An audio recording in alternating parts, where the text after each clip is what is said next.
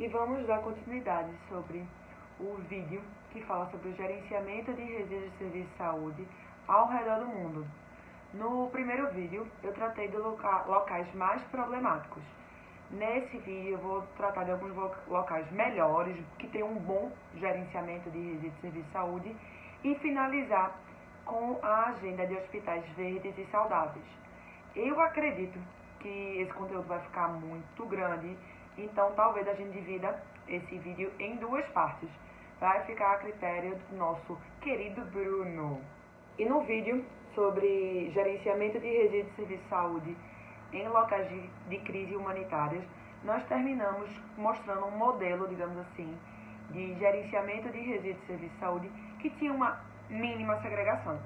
Como eu falei, aquela mínima segregação, mas que por conta de todas as falhas durante as etapas do manejo pós-segregação, não adiantava de nada porque os resíduos eram novamente misturados. E toda essa segregação aí, essa má gestão, favorece o discurso de que gerenciar resíduos de serviço de saúde é algo caro.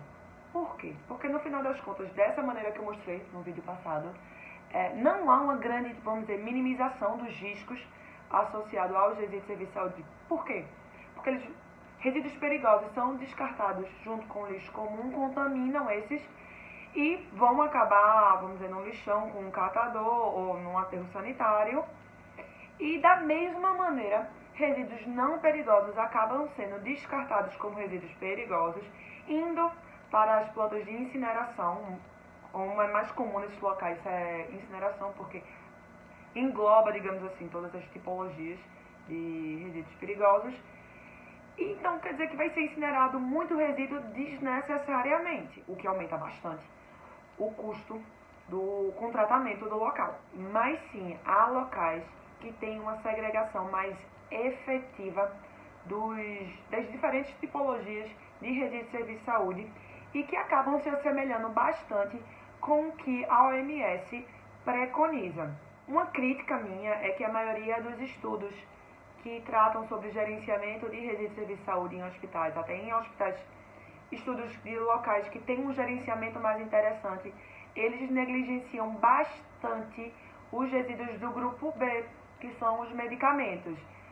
Tudo bem que a própria OMS levanta que são só 1% de todo o resíduo gerado num estabelecimento de saúde pertence ao grupo B, mas ainda assim os riscos associados a esses resíduos são altos e não devem ser negligenciados. A segregação mínima que a OMS defende é a chamada Trim Bin System, que é basicamente separar os resíduos de serviço de saúde por ter 3 lixeiras, pelo menos, em locais de geração, que seria a lixeira para o perfurocortante, a lixeira para os resíduos infectantes não perfurocortantes e a lixeira para os resíduos não perigosos. E dentro da nomenclatura da nossa legislação seria uma lixeira para o resíduo A, uma lixeira para o resíduo E e uma lixeira para o resíduo D.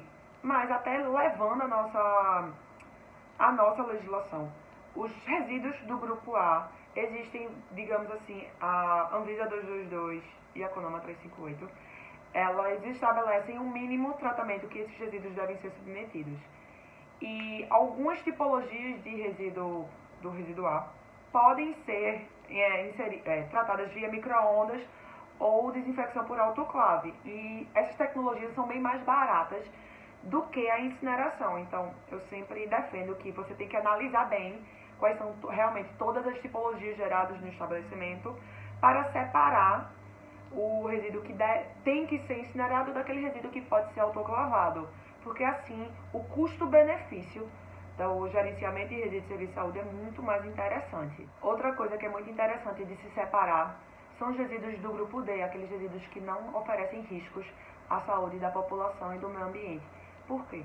Porque uma enorme quantidade de resíduo reciclável são gerados em estabelecimentos de saúde e resíduos que têm uma qualidade muito interessante e são relativamente limpos.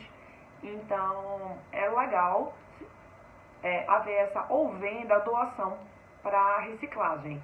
Infelizmente, não há um consenso mundial quanto ao protocolo de gerenciamento de resíduos de serviço de saúde. Se você vê, aqui a gente usa muito o saco branco leitoso, quando nos Estados Unidos e em outros locais é vermelho. Isso muda um pouco, mas aquela simbologia que eu sempre defendo, que é por isso que é importante ter a simbologia correta na identificação, aquela simbologia é mundial. Mesmo não havendo, digamos assim, um protocolo mundial para a gestão de rede de serviço de saúde, a legislação brasileira é bem interessante com as diretrizes dadas e é uma boa referência para se colocar como se fosse o mínimo que um plano de gerenciamento de rede de serviço de saúde deve ter. Depois de implementado, digamos assim, o plano de gerenciamento de acordo com a legislação brasileira, você consegue já ir melhorando outros parâmetros. Inclusive, eu vou começar a falar sobre a agenda, mas durante meu estudo, eu também vi que se um hospital está querendo implantar uma ISO 14001, o marco inicial, um bom marco de início para essa implementação de sistemas mais ambientalmente corretos, é exatamente essa parte de resíduos, porque já existe uma legislação, então os requisitos, digamos assim, esse início se torna mais fácil para depois que você tem um bom gerenciamento dos resíduos em estabelecimento de saúde, você começar com água, alimento, compras sustentáveis. E pela legislação brasileira, quais são esses requisitos mínimos de segregação? São basicamente naqueles 5 grupos que a gente sempre descreve aqui, lembrando que os resíduos infectantes do grupo A ainda são subdivididos em 5 subgrupos, e eu comentei aqui o porquê é tão interessante realmente separar direitinho entre os subgrupos. No editorial de Voldrias, quem quiser também, eu sempre que me quiserem os artigos, as minhas referências, é só pedir. No editorial de Voldrias, que ele fez para o Waste Management, ele defendeu que uma boa parte dos resíduos de serviço de saúde realmente não existe como serem incorporados à economia circular, mas que a grande maioria dos resíduos gerados em estabelecimentos de saúde não apresentam riscos e podem sim ser incorporados aos conceitos da economia circular. E como fazer isso? Locais que já têm uma segregação entre resíduos perigosos e não perigosos bem implementada, como Suécia, Inglaterra, Estados Unidos, estão começando a fazer isso, a segregar os resíduos não perigosos em 3 frações, que são os recicláveis, os compostáveis e os rejeitos. Fica muito claro que a quantidade de rejeito desses hospitais é muito menor do que de outro. Isso quer dizer que o custo com o aterro sanitário desses hospitais também é bem menor. Isso que eu estou falando não é uma obrigação legal nesses países, mas esses hospitais já entenderam que ter essas práticas tem inúmeros benefícios, não apenas econômicos, como ambiental e social também.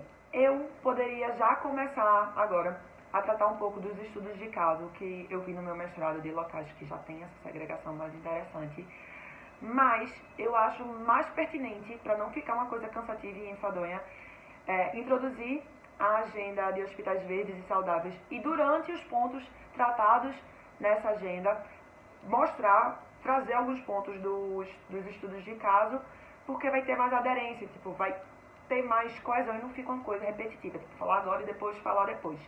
Mas eu acredito que o vídeo dessa semana vai acabar por aqui, para não ficar uma coisa muito grande. E o da próxima semana, que eu já vou gravar aqui, a gente coloca a agenda dos hospitais verdes e saudáveis.